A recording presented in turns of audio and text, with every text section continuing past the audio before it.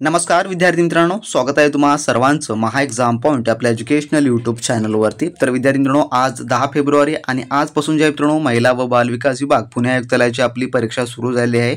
परीक्षा अधिकारी व इतर पदांसाठीची जी की आपली ही परीक्षा आहे, तर त्यामधलेच आपल्याकडे आता काही प्रश्न जे की उपलब्ध झाले, जे की सकाळच्या सत्रामध्ये विचारण्यात आलेली आणि तेच प्रश्न आपण आजच्या या व्हिडिओमध्ये ॲनालिसिस करणार आहोत। तर मित्रांनो, हे जे प्रश्न आहे, तुम्हाला जी प्रश्नांचा दर्जा आहे किंवा पातळी आहे ती तुमच्या येणाऱ्या जी की शिफ्टसाठी देखील अतिशय उपयुक्त आहे। व जर तुम्ही मुख्य सेविका किंवा समाज कल्याण पदभरतीसाठी अर्ज केला असेल तर त्यासाठी कोणत्या प्रकारे तुम्हाला अभ्यास करावा लागणार आहे, तुमच्या परीक्षेमध्ये कोणत्या प्रकारचे प्रश्न येऊ शकतात, हे यावरून तुम्हाला संपूर्ण काही ॲनालाइज करता येणार असेल। त्यामुळे व्हिडिओ खूप इम्पॉर्टंट आहे, व्हिडिओला शेवटपर्यंत काळजीपूर्वक पहा। आणि ज्या कोणी विद्यार्थी मित्रांनी आपले टेस्ट सिरीज व नोट्स घेतले नसतील त्यांनी लवकरात लवकर आपले टेस्ट सिरीज व नोट्स मिळवून घ्या, कारण का आपल्या टेस्ट सिरीज व नोट्सचा तुम्हाला 100% यामध्ये फायदा पाहायला मिळणार असेल, जसं की मी या व्हिडिओमध्ये तुम्हाला सांगणारच आहे। जर घ्यायचं असेल ज्यांना तर डिस्क्रिप्शन बॉक्समध्ये लिंक उपलब्ध आहे, तुम्ही सेलरला मेसेज करून सर्व काही मिळवून घेऊ शकता। आता थोडक्यात आपल्याकडे प्रश्न उपलब्ध आहेत, तर याचा संपूर्ण आपण आन्सर देखील देण्याचा या ठिकाणी आपण प्रयत्न करू।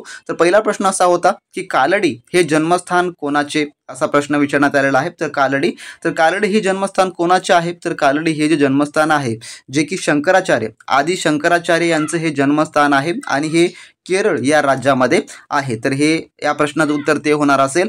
त्यानंतर दुसरा प्रश्न जे की संजय गांधी राष्ट्रीय उद्यानाचे स्थापना वर्ष, तर आपण पाहतो की साधारणतः आपल्या अनेक व्हिडिओमध्ये आपण आणि टेस्ट सिरीजमध्ये असा प्रश्न पाहिला आहे की संजय गांधी राष्ट्रीय उद्यान कोठे आहे असा प्रश्न पाहिला आहे, परंतु असा प्रश्न आपण आतापर्यंत पाहिलेला नाही की त्याचा स्थापना वर्ष, जे की आपण थोडक्यामध्ये हे काही बेसिक गोष्टी असतो जे की विसरून जातो। तर ह्या प्रश्न या ठिकाणी विचारण्यात आलेला होता म्हणे की स्थापना वर्ष कोणता, असा प्रश्न विचारण्यात आला होता।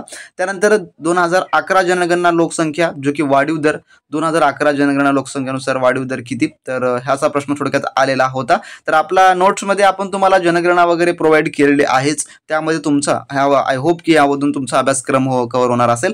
ज्याने नोट्स घेतले आहेत त्यांनी फक्त आपल्या नोट्सच रेग्युलरली वाचन करत चला, त्यामुळे तुम्हाला जे काही हे सर्व कव्हर होणार असेल। त्यानंतर चौथा प्रश्न असा होता की MH जे की महाराष्ट्र सर्वोच्च भौगोलिक बिंदू, तर महाराष्ट्राचा जे की सर्वोच्च भौगोलिक बिंदू कोणता आहे, असा प्रश्न थोडक्यामध्ये होता। तर जे काही महाराष्ट्राचा सर्वोच्च भौगोलिक बिंदू आहे, जे आपल्याला माहिती आहे जे की कळसुबाई शिखर हे जे आहे जे की महाराष्ट्राचं सर्वोच्च भौगोलिक बिंदू आहे, परंतु आपल्याला शिखर म्हणून माहिती आहे महाराष्ट्राचं सर्वोच्च शिखर कोणतं आहे, परंतु भौगोलिक बिंदू म्हटलं की आपण कन्फ्यूज होऊन जातो, परंतु कन्फ्यूज व्हायचं नाही। तर ते भौगोलिक बिंदू किंवा सर्वोच्च शिखर म्हटलं तर ते आहे कळसुबाई होणार असेल। आय होप की त्यांनी ह्याचं उत्तर योग्य ते निवडलं असेल। तर TCS तुम्हाला थोडक्यामध्ये प्रश्न अवघड करून विचारत असतं, जेणेकरून आपण कन्फ्यूज होऊन त्याचं अयोग्य उत्तर त्या ठिकाणी निवडतो। तर अशा प्रकारचे थोडक्यात प्रश्न आहेत जे की बऱ्यापैकी अवघड स्वरूप आपण म्हणू शकतो। त्यानंतर भूविकास बँक कुठे सुरू झाली, तर भूविकास बँकेवर संदर्भात एक प्रश्न आलेला आहे, भूविकास बँक कुठे सुरू झालेली आहे। त्यानंतर चालू घडामोडीचे 2 प्रश्न पाहायला या ठिकाणी मिळालेले आहेत।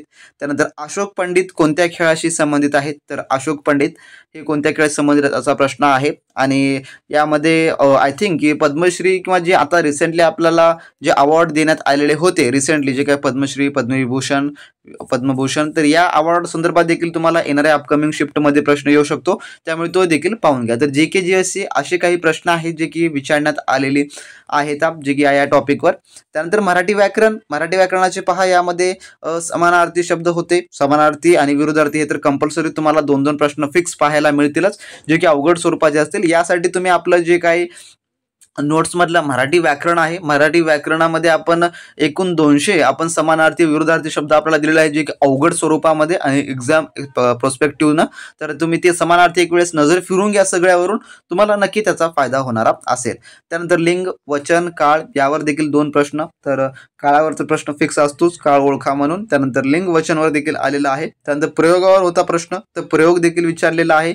आणि समासवर प्रश्न होता, पण सोपा विषय होता, तर म्हणजे की थोडक्यात मराठी व्याकरण हा विषय त्यांना सोपा वाटलेला आहे। तर तुम्हाला कसा वाटला, तुम्ही जर पहिल्या शिफ्टमध्ये परीक्षा दिला असाल तर खाली कमेंट बॉक्समध्ये कमेंट करून नक्की कळवा, कारण का जे पुढील अपकमिंग शिफ्ट्स आहेत त्यांच्यासाठी हे थोडक्यात सोपं होणार असेल। आणि शिफ्ट कशी असो, तुम्हाला नंतर नॉर्मलायझेशन होणारच आहे। नॉर्मलायझेशनमध्ये आपल्याला माहिती आहे की मार्कांची कशी चढ उतार होत असते, त्यामुळे आता शिफ्ट सोपी गेली म्हणून पण जास्त खुश व्हायचं नाही, आपल्याला अवघड गेली म्हणून देखील जास्त दुःख वाटून घ्यायचं नाही, कारण का नॉर्मलायझेशन मध्ये आपल्या गुणांची खालीवरी चढ उतार ही 100% होत असते. तर थोडक्यामध्ये हे तुम्ही लक्षात ठेवा. त्यानंतर जे काही इंग्लिश सेक्शन होता, इंग्लिशमध्ये कसे प्रश्न होते तर फिल इन द ब्लँक होतं.